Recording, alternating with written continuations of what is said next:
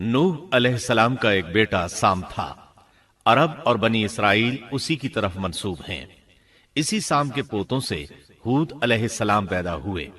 ان کا نسب نامہ اس طرح ہے: ہود بن عبداللہ بن رباح بن جارود بن عامر بن اوس بن ارم بن سام بن نوح۔ ہود علیہ السلام کی قوم کو قوم عاد اور قوم ارم بھی کہا جاتا ہے، کیونکہ عاد اور ارم ہود علیہ السلام کے اجداد تھے۔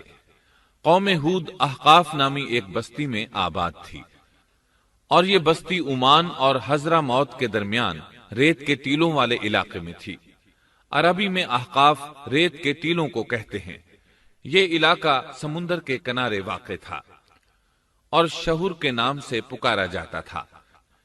قرآن مجید میں سورۃ الاحقاف آیت 21 میں اللہ تعالیٰ نے انہیں ان کی بستی کی طرف منسوب کرتے ہوئے مخاطب کیا ہے۔ اور عاد کے بھائی کو یاد کرو جبکہ اس نے اپنی قوم کو احقاف میں ڈرایا۔ قوم عاد کے لوگ اپنی رہائش کے لیے خیمے پسند کرتے تھے۔ ان کے خیمے بہت مضبوط اور پختہ ہوتے تھے۔ یہ لوگ ان کو بڑی مہارت سے بناتے تھے، پھر ان پر فخر کرتے تھے۔ اللہ تعالیٰ سورۃ الفجر آیات 6 تا 8 میں فرماتے ہیں: کیا آپ نے نہیں دیکھا کہ آپ کے رب نے عاد کے ساتھ کیا کیا، جو نسل ارم سے تھے، ستونوں والے تھے، جن کے مانند کوئی قوم دنیا کے ممالک میں پیدا نہیں کی گئی۔ اللہ تعالیٰ نے ان کی کاریگری اور فن کی ایک مثال دی ہے کہ وہ ایسے خیموں میں آباد تھے جن کے ستون بہت مضبوط تھے، طاقتور تھے۔ ان لوگوں نے شہروں اور بستیوں کو ایسی کاریگری سے بنایا کہ ان کے متعلق عجیب و غریب روایات مشہور ہو گئیں۔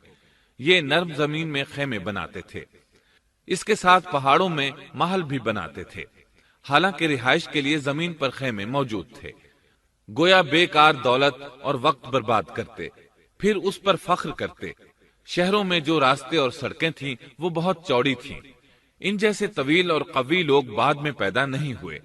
کاریگری اور فنکاری میں یہ لوگ اس مقام تک پہنچے کہ پھر کوئی نہ پہنچ سکا۔ یہ لوگ عرب تھے اور عربی میں بات چیت کرتے تھے۔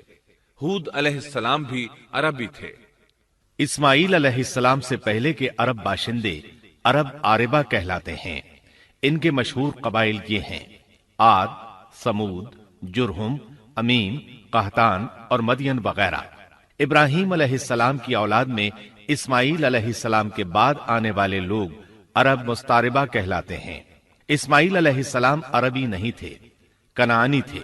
جب ابراہیم علیہ السلام اسماعیل علیہ السلام کو مکہ معظمہ میں چھوڑ آئے اور اسماعیل علیہ السلام نے عربوں سے میل جول قائم کیا تو ان سے عربی سیکھ لی اور اس میں بہت مہارت پیدا کر لی، یہاں تک کہ آپ کو عرب کا فصیح کہا جانے لگا۔ اہل عرب میں فصاحت و بلاغت آپ ہی سے آئی۔ رسول اللہ صلی اللہ علیہ وسلم بھی اسی انداز میں فصیح و بلیغ عربی میں بات کرتے تھے۔ طوفان نوح کے بعد جب دوبارہ لوگوں کو پیدا کیا گیا تو وہ ایک مرتبہ پھر ان بستیوں میں رہنے کے لیے چلے گئے جہاں نوح علیہ السلام رہا کرتے تھے۔ نوح علیہ السلام شام کے شمال اور ترکی کے جنوبی علاقوں میں رہا کرتے تھے۔ لوگ یہاں آباد ہو گئے۔ پھر یہاں سے کچھ لوگ فلسطین اور شام کی طرف ہجرت کر گئے اور کچھ لوگ جزیرے کی طرف ہجرت کر گئے، اور قوم عاد جزیرے کے جنوب میں آ کر آباد ہو گئی۔ اس وقت تمام لوگ توحید پر تھے۔ طوفان کے ساتھ جب زمین پامال ہو گئی تو اس پر سوائے نوح علیہ السلام کی اولاد کے اور کوئی زندہ نہ رہا۔ یہ لوگ توحید پرست تھے، لیکن وقت کے ساتھ ساتھ قوم عاد آباد ہوئی اور شیطان نے ان کے دلوں میں وسوسہ ڈالا۔ اس طرح وہ شیطان کی عبادت کرنے لگے۔ چنانچہ قوم نوح کے بعد سب سے پہلے جس قوم نے بت پرستی اختیار کی وہ قوم عاد تھی۔ اس قوم کو اللہ تعالیٰ نے بہت ڈیل ڈال دیا تھا۔ وہ بہت طاقتور قوم تھی۔ مفسرین بیان کرتے ہیں کہ ان کے جسم بہت مضبوط اور ٹھوس تھے، قد بہت لمبے تھے۔ آدم علیہ السلام کا قد 60 ہاتھ تھا۔ اس قوم کا قد بھی قریباً اتنا ہی تھا۔ اس طرف سورۃ الاعراف آیت 69 میں اشارہ موجود ہے۔ اللہ تعالیٰ فرماتے ہیں: اور تم وہ حالت یاد کرو جب اللہ نے تمہیں قوم نوح کے بعد جانشین بنایا اور ڈیل ڈول میں تمہیں زیادہ پھیلاؤ دیا، سو تم اللہ کی نعمتوں کو زیادہ یاد کرو تاکہ تم فلاح پا جاؤ۔ ہود علیہ السلام کی زبانی اللہ تعالیٰ ان کی فنکاری کو بیان کرتے ہوئے فرماتے ہیں کہ ہود علیہ السلام نے ان سے کہا، کیا تم ایک ایک ٹیلے پر بطور کھیل نشان لگا رہے ہو؟ مطلب یہ کہ یہ لوگ پہاڑوں کی چوٹیوں پر محل تعمیر کرتے تھے۔ جب ان سے کہا جاتا کہ تم رہتے تو زمین پر ہو اور گھر پہاڑوں پر بناتے ہو، اس کی کیا وجہ ہے؟ اور تم اتنے مضبوط محل تعمیر کر رہے ہو، گویا ہمیشہ یہیں رہو گے۔ وہ لوگ دراصل ٹیلوں، گھاٹیوں، دروں اور پہاڑوں پر عمارات تعمیر کرتے تھے، اور ان کا مقصد ان میں رہنا نہیں تھا، بلکہ صرف کھیل کود کے لیے ایسا کرتے تھے۔ ہود علیہ السلام نے انہیں جھنجھوڑا کہ تم ایسا کام کیوں کرتے ہو جس کا کوئی مقصد نہیں، جس کام کے فضول ہونے میں کوئی شک نہیں۔ ہود علیہ السلام انہیں واعظ کرتے تھے۔ اے میری قوم، اللہ نے تمہیں بڑی قوت سے نوازا ہے۔ تمہاری طاقت کا عالم یہ ہے کہ جب تم کسی پر ہاتھ ڈالتے ہو تو ظلم کرتے ہو، کوئی شخص تمہارے سامنے آنا گوارا نہیں کرتا۔ لہذا اللہ سے ڈرو اور میری پیروی کرو، اس سے ڈرو جس نے ان چیزوں سے تمہاری مدد کی۔ اللہ تعالیٰ نے اپنی ہر طرح کی نعمت، مال، اسباب، اولاد، باغات، شہر، قوت، جسامت اور صنعت کاری سے تمہیں نوازا ہے، لہذا تم اللہ سے ڈرو اور میری اطاعت کرو۔ لیکن ان کی قوم نے کوئی اثر نہ لیا، نہ ان پر ایمان لائی، الٹا لگی تکبر کرنے، اللہ کی حمد کی بجائے اس کی ناشکری کرنے لگی۔ اور تکبر کے بارے میں بات یہ ہے کہ جب سے ابلیس نے اس کو اختیار کیا، یہ اس وقت سے آزمائش بن چکا ہے۔ اللہ تعالیٰ سورہ حامیم السجدہ آیت 15 میں فرماتے ہیں، پس قوم عاد نے تو بے وجہ زمین میں سرکشی شروع کر دی اور کہنے لگے کہ ہم سے زوراور کون ہے؟ کیا انہیں یہ نظر نہ آیا کہ جس اللہ نے انہیں پیدا کیا ہے وہ ان سے بہت ہی زیادہ زوراور ہے؟ جب یہ لوگ اپنی سرکشی اور کفر میں حد سے بڑھ گئے، تب اللہ تعالیٰ نے ہود علیہ السلام کو ان کی طرف بھیجا۔ انہوں نے انہیں اللہ کی طرف بلایا اور کہا، اے میری قوم، اللہ کی عبادت کرو، اس کے سوا تمہارا کوئی معبود نہیں۔ کیا تم ڈرتے نہیں؟ قوم کے کافر سردار کہنے لگے، ہم تو دیکھتے ہیں کہ تو نری بے وقوفی میں ہے، ہمارے خیال میں تو جھوٹا ہے۔ اس پر ہود علیہ السلام نے فرمایا، میری قوم، میں بے وقوف نہیں، میں تو تمام جہانوں کے پروردگار کی طرف سے بھیجا گیا ہوں، تمہیں اپنے رب کے پیغامات پہنچا رہا ہوں، اور ہوں بھی تمہارا دلی خیر خواہ اور امانت دار۔ کیا تم اس بات سے تعجب کرتے ہو کہ تم میں سے ایک شخص کی معرفت، اللہ کا ذکر تم تک پہنچا کہ وہ تمہیں خبردار کر دے؟ تم اللہ کی اس نعمت کو یاد کرو کہ اس نے تمہیں قوم نوح کے بعد خلیفہ بنایا اور ڈیل ڈول میں تمہیں زیادہ پھیلاؤ دیا۔ تم اللہ کے احسانات کو یاد کرو تاکہ فلاح اور نجات پا جاؤ۔ ہود علیہ السلام نے اللہ کی عظیم نعمتوں کے ساتھ انہیں نصیحت کی، لیکن وہ بدبخت کفر ہی کرتے رہے۔ آخر انہیں جھنجھوڑنے کے لیے انہوں نے فرمایا، اے میری قوم، اللہ ہی کی عبادت کرو، اس کے سوا تمہارا کوئی معبود نہیں۔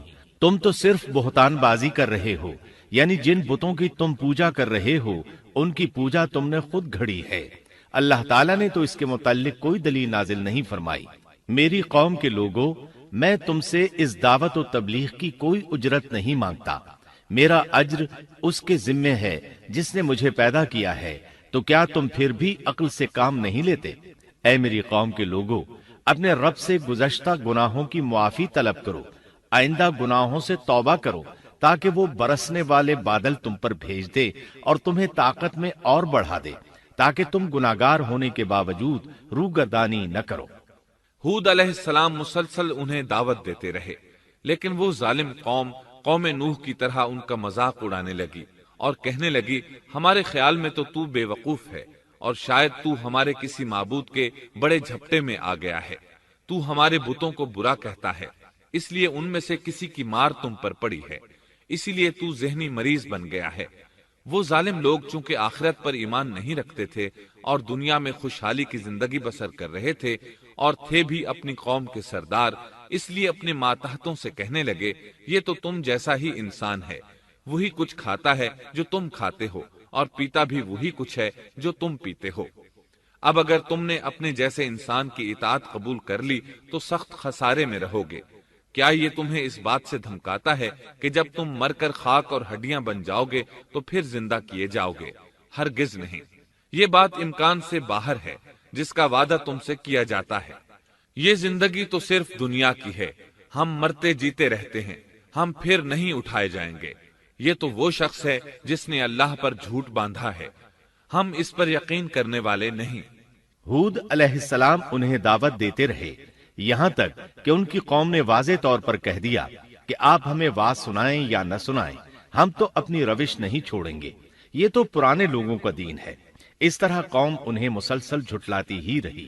آخر ہود علیہ السلام نے بھی انہیں کھلم کھلا دھمکی دی اور فرمایا، لوگوں سنو، میں صرف تمہیں ہی نہیں اللہ کو بھی گواہ بنا کر اعلان کرتا ہوں کہ اللہ کے سوا جس کی عبادت ہو رہی ہے میں ان سب سے بری طرح بیزار ہوں۔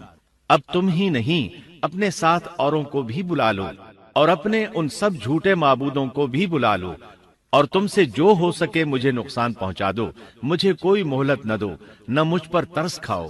یہ فرمانے کے بعد انہوں نے اللہ سے دعا کی، اے پروردگار، ان کے جھٹلانے پر تو میری مدد فرما۔ اللہ کی طرف سے آپ کو جواب ملا، یہ تو بہت ہی جلد اپنے کیے پر پچھتانے لگیں گے۔ اللہ کے نبی کا انکار کرنے، اس سے بغض رکھنے اور اس کا مذاق اڑانے والوں کا انجام کیا ہوا؟ اللہ نے انہیں ایسے زناٹے کی آندھی سے تہس نہس کیا کہ جس کی تاریخ میں مثال نہیں ملتی۔ اللہ نے ان سے بارش روک لی، اس سے خشک سالی کی کیفیت پیدا ہو گئی، درخت اور پھل ختم ہو گئے، وہ لوگ بارش کی خواہش کرنے لگے۔ اسی حالت میں ایک دن اللہ نے انہیں عذاب دینے کا ارادہ فرمایا۔ انہوں نے دیکھا ایک سیاہ بادل ان کی طرف بڑھ رہا ہے، خوشی سے اچھلنے لگے، کہنے لگے یہ بادل ہم پر برسنے والا ہے، جبکہ ان کا خیال غلط تھا۔ دراصل ابر کی صورت میں یہ وہ قہر الہی تھا جس کے آنے کی وہ جلدی مچا رہے تھے۔ وہ عذاب ان کی بستیوں کی تمام چیزوں، پھلوں، خیموں، درختوں کو تہس نہس کرتا ہوا آیا۔ اسے اللہ کا یہی حکم تھا۔ آندھی اس قدر زبردست تھی کہ پہاڑوں پر ان کے تعمیر کردہ محلوں تک کو اڑا لے گئی۔ مجرموں کا یہی بدلہ ہے۔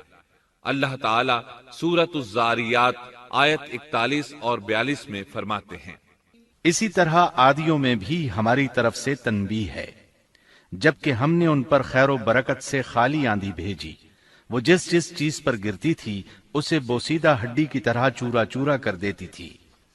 اس آندھی نے ہر چیز کو فنا کر کے رکھ دیا۔ اللہ تعالیٰ ان کی تباہی ایک جگہ ان الفاظ میں بیان کرتے ہیں، قوم عاد نے بھی جھٹلایا، پس کیسا ہوا میرا عذاب اور میری ڈرانے والی باتیں۔ ہم نے ان پر تیز و تند مسلسل چلنے والی ہوا ایک لگاتار منحوس دن میں بھیج دی، جو لوگوں کو اٹھا اٹھا کر دے پٹکتی تھی، گویا کہ وہ جڑ سے کٹے ہوئے کھجور کے تنے ہیں۔ پس کیسی رہی میری سزا اور میرا ڈرانا۔ یقیناً ہم نے قرآن کو نصیحت کے لیے آسان کر دیا ہے، پس کیا ہے کوئی نصیحت پکڑنے والا؟ ایک تیسرے مقام پر اللہ نے ان کی ذلت اور رسوائی کا ذکر یوں کیا ہے، قوم عاد بے حد تند اور تیز ہوا سے غارت کر دی گئی۔ وہ ہوا ان پر برابر لگاتار 7 رات اور 8 دن تک اللہ کے حکم سے چلتی رہی۔ آپ وہاں ہوتے تو دیکھتے کہ وہاں لوگ یوں چاروں شانوں چت گرے پڑے ہیں جیسے وہ کھجوروں کے کھوکھلے تنے ہوں۔ کیا ان میں سے کوئی بھی آپ کو باقی نظر آ رہا ہے؟ ہود علیہ السلام کو اللہ تعالیٰ نے اپنی رحمت سے نجات دی۔ باقی تمام جگہوں پر تباہی تھی، لیکن جس جگہ ہود علیہ السلام اور ان کے ساتھی تھے اس طرف یہ ہوا پھٹکی بھی نہیں۔ کہا جاتا ہے کہ ایک باڑ تھی جس میں ہود علیہ السلام، حیوانات، چوپائے اور ان پر ایمان لانے والے تھے، اور آندھی نے ہر چیز کو فنا کر ڈالا۔ اللہ تعالیٰ سورہ آراف آیت 72 میں فرماتے ہیں، غرض ہم نے انہیں اور ان کے ساتھیوں کو اپنی رحمت سے بچا لیا اور ان لوگوں کی جڑ کاٹ دی جنہوں نے ہماری آیتوں کو جھٹلایا تھا اور وہ ایمان لانے والے نہ تھے۔ اسی طرح سورہ ہود میں اللہ فرماتے ہیں، جب ہمارا حکم آ پہنچا تو ہم نے ہود کو اور ان کے ساتھیوں کو اپنی خاص رحمت سے نجات دی۔ ہم نے ان سب کو سخت عذاب سے صاف بچا لیا۔ یہ تھے قوم عاد کے لوگ جنہوں نے اپنے رب کی آیتوں کا انکار کیا اور اس کے رسولوں کی نافرمانی کی، اور ہر ایک سرکش نافرمان کے حکم کو مانا۔ دنیا میں بھی ان پر لعنت لگا دی گئی اور قیامت کے دن بھی۔ دیکھ لو قوم عاد نے اپنے رب سے کفر کیا، ہود کی قوم عاد پر لعنت ہو۔ اس طرح قوم عاد تباہ ہو گئی۔ ان کے بعد مومنوں نے ان کے باقی بچ جانے والے مکانات پر قبضہ کر لیا اور وہاں رہنے لگے۔ پھر ہود علیہ السلام نے حضرہ موت میں وفات پائی۔